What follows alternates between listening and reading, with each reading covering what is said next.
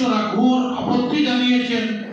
এটা সত্ত্বেও সংসদীয় কমিটি একতরফাভাবে এই বিল পাশ করার জন্য তারা বলপূর্বকভাবে প্রস্তাব গ্রহণ করে পার্লামেন্টে পেশ করেছে। গত বছর সর্বভারতীয় মুসলিম পার্সোনাল ল বোর্ডের আহ্বানে সমস্ত দেশের মুসলমানগণ প্রায় 40 মিলিয়ন প্রতিবাদ ইমেইলের মাধ্যমে সরকারের নিকট প্রেরণ করেছে। সত্ত্বেও সরকার এই প্রতিবাদের প্রতি ভ্রুক্ষেপ করছে না।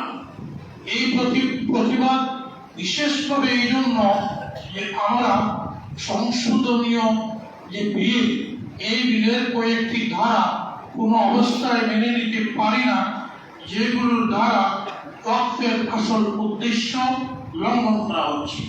আমরা জানি ওয়াকফ শরীয়ত মতে অপরিবর্তনীয় এবং ভারতবর্ষের সুপ্রিম কোর্ট 1998 সালে একটি ঐতিহাসিক রায় দিয়ে ভারতের জনগণের সামনে তুলে ধরেছে যে once a Waqf always a ওয়াকফ।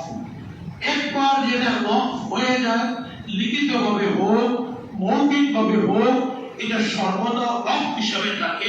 ভারতীয় সুপ্রিম কোর্টের রায়, এই রায় উপেক্ষা করে ভারতের বর্তমান কেন্দ্রীয় বিজেপি সরকার অত্যন্ত একতরফাভাবে দেশের সংবিধান সুপ্রিম কোর্টের প্রতি বিদ্যা দৃষ্টি প্রদর্শন করে এই যে আইনে পরিণত করার চেষ্টা করছে।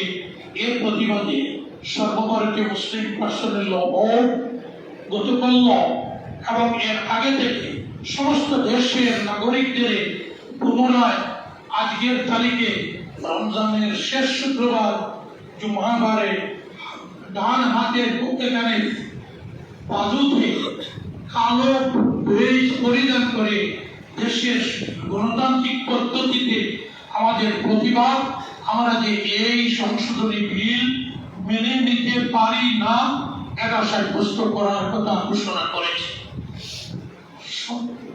মুসলিম পার্সোনাল ল বোর্ডের ঘোষণায় উত্তর পূর্ব ভারত ইমারতে শরিয়া ও নওয়াতুল তামিল বিভিন্ন সোশ্যাল মিডিয়ায় গতকাল থেকে সমস্ত নর্থ ইস্টের 7টি রাজ্য আসাম, ত্রিপুরা, মেঘালয়, মিজোরাম, মণিপুর, অরুণাচল ইত্যাদিতে সমস্ত মুসলমানকে আজকের দিন প্রতিবাদ দিবস হিসাবে পালন করার আহ্বান জানিয়েছি এবং সেই আহ্বানে সাড়া দিয়ে আজ খবর পাচ্ছি সমস্ত 7টি রাজ্যের মুসলমানগণ এর প্রতিবাদ জানাচ্ছেন।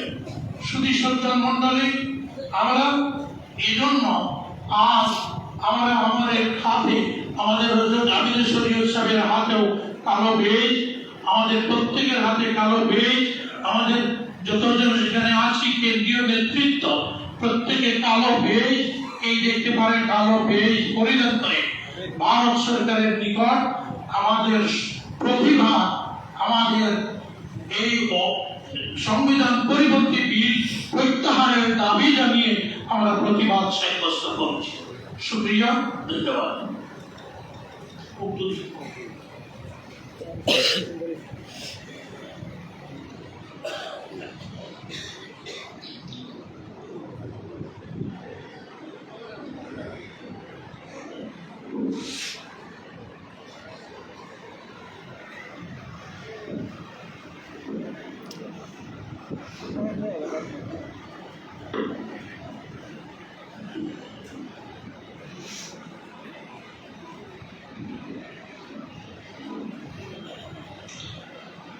नहमदुहु व नसल्ली अला रसूलिल करीम।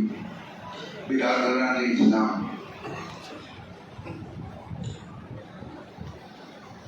All India Muslim personal law board के जानिब से पूरे हिंदुस्तान के मुसलमानों को अपील किया गया